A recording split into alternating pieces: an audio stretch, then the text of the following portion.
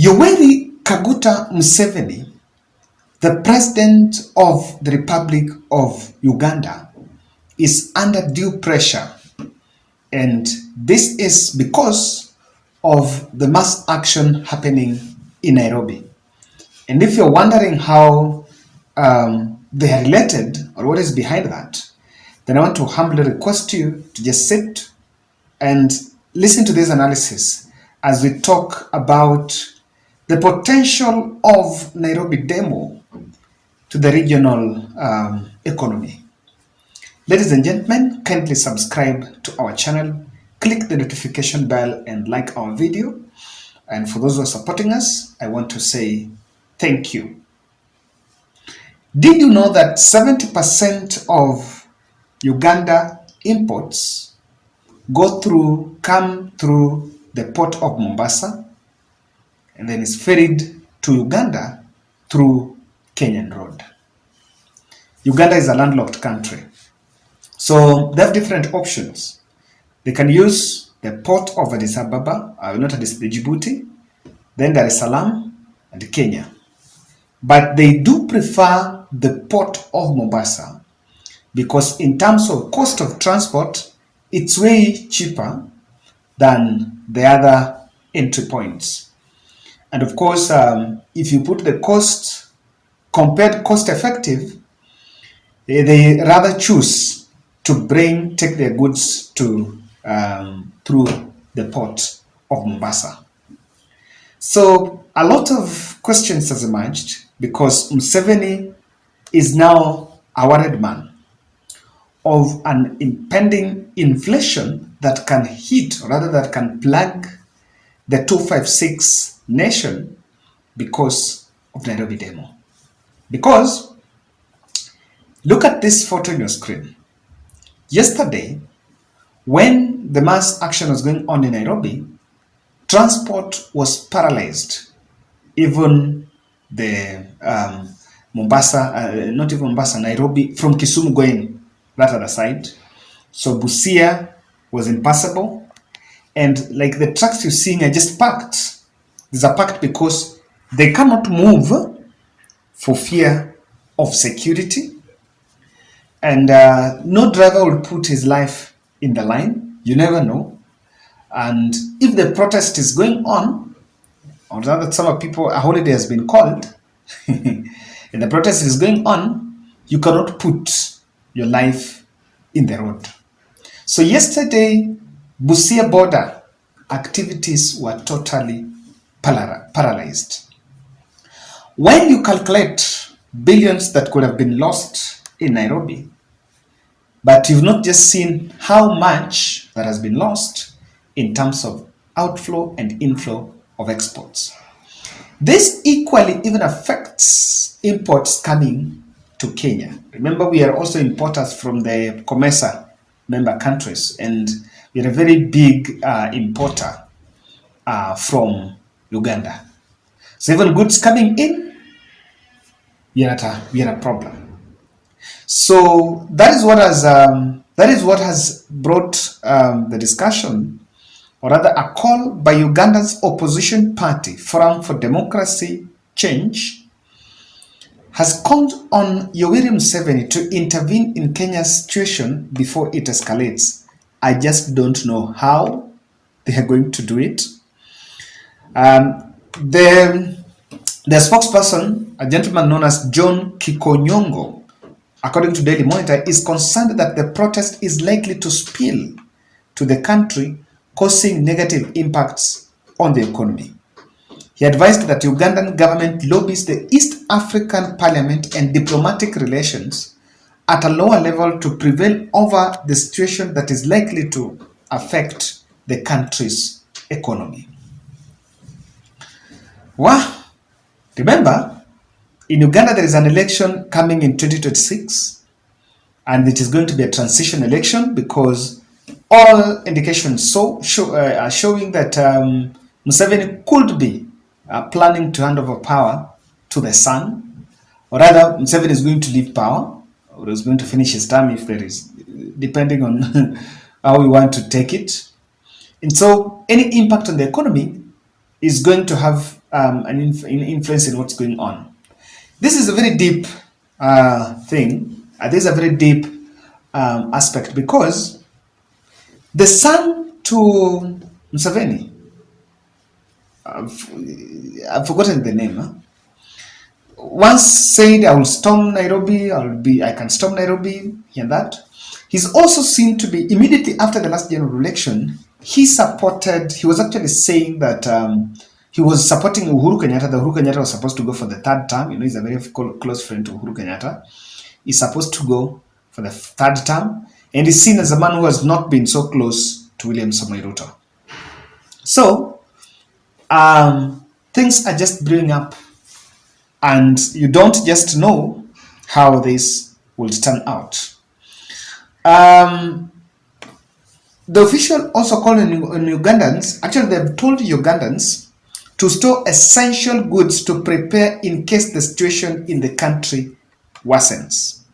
The protest affected business in the capital city of Nairobi and parts of and other transport was totally paralyzed along key routes within the town, especially the entry points like the Busia border.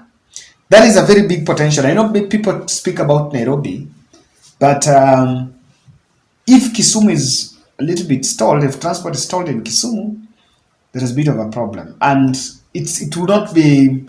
People know we've been to this situation some time back, and we cannot forget that we are unaware of where we are as a country. So what do you think? What does this make? What is your interpretation of this? I want to read your comments there. What I'm only wondering is how Museveni can come in, because Raila and Museveni don't meet eye to eye. They used not to. But of course, towards the last general election, Raila made a visit there, I think in his capacity as AU envoy, infrastructure envoy. He made a trip to Uganda. So we don't know, but it points out to what can really happen. So he's calling on Raila Odinga, and the lead is there. You look at it as calling on, but you can also see like the opposition wing there. That pressure was supposed to come from government. It should be government to government talk. But the opposition saying what's happening there. What does it mean? We're in a global world. So everyone is seeing what's happening in Kenya, and they're simply raising the eyebrows. Within no time, the economic sabotage question will go beyond border. I know it's about time we agree that the economic sabotage card, we have not well defined it. Those who are defining it as a Kenyan thing will then, in the fullness of time, appreciate that it just goes beyond the border. No one is winning. Do you know the imports to Uganda, Rwanda, DR Congo, and South Sudan use that route? They use the same route. And it's a very, I want to say, this is a very delicate aspect, because those who are also investors in that industry are Kenyans. There are also those who are in the transport sector, even whose businesses are affected. So when we can look at Uganda protesting, there are also people in the transport sector, the people in the SGR, that are also going to be affected. And if the movement of goods is affected, then their businesses are affected. When the business is affected, how are we going to pay SGR if we can't move goods from Mombasa to other places? Or there is no need of moving them to Nairobi container depot or Naivasha if they cannot be moved by train, if they cannot be moved by trucks to there. So we have we are in a very delicate situation. If SGR is stalled, we are not going to pay our debts. And we don't pay our debts, who is the president? William Ruto. And that's why I'm seeing people talking about, and I think appreciate what Sakaja is saying. Sakaja is saying those who vandalize things in Nairobi and were seen in CCTV, they should take personal responsibility and be charged. Because those are goons. There are those who are goons. There are those who just went to steal. You should not be allowed.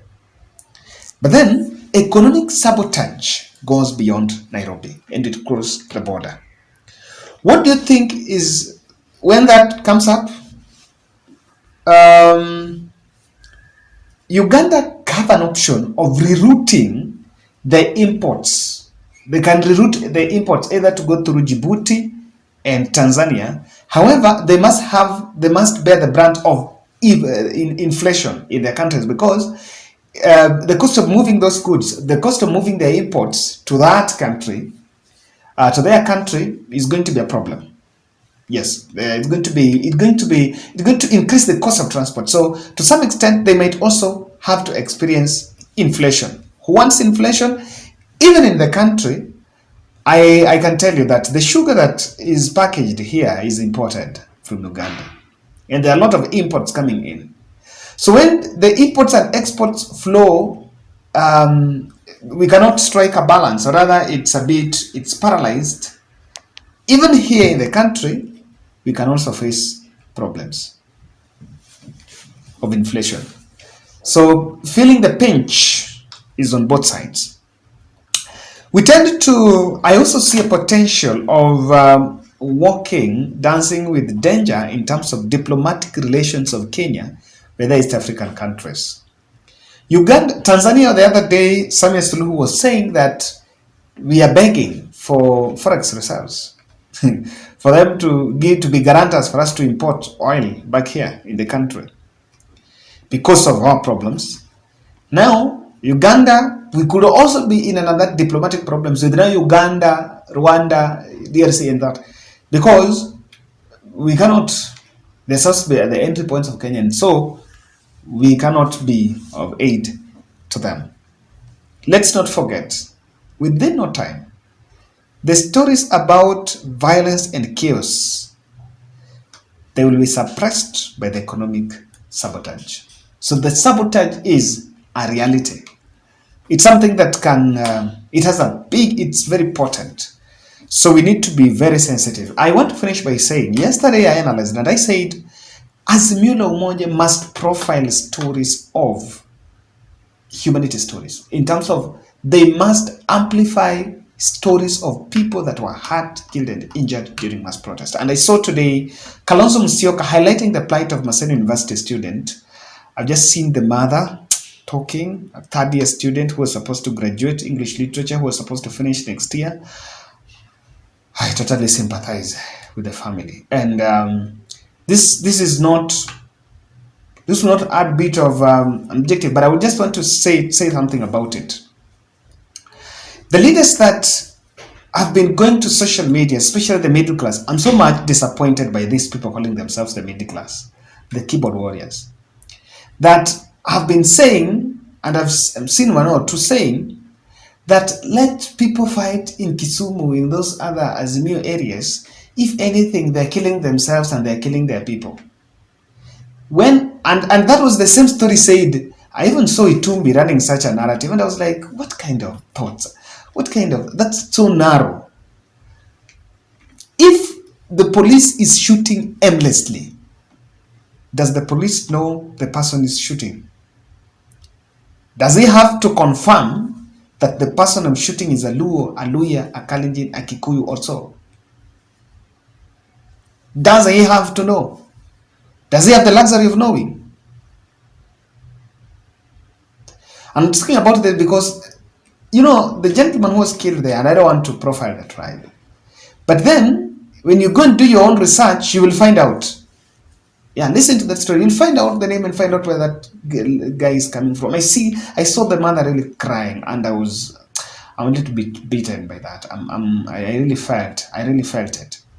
So when we are dealing with the public, I know that there are some people that want to make it look like, okay, it's Luos, it's lawyers, that. That's nonsense. That is a very stupid, narrow thought. When vitu zinaharibika, let me tell you, even the protest, even those who are vandalizing things, they're not looking at the tribes of those people, the owners of the shop. Is it treated somewhere? It's not. The pit stop, the Rumba restaurant that was vandalized in Kisumu, Did they look at the whole of it? Do they know? So we need to rise above petty tribal politics. At the end of the day, you never know. You never know. If you're going to ferry bullets and shoot endlessly because you think that where I'm shooting, these are just... Let's meet in the next.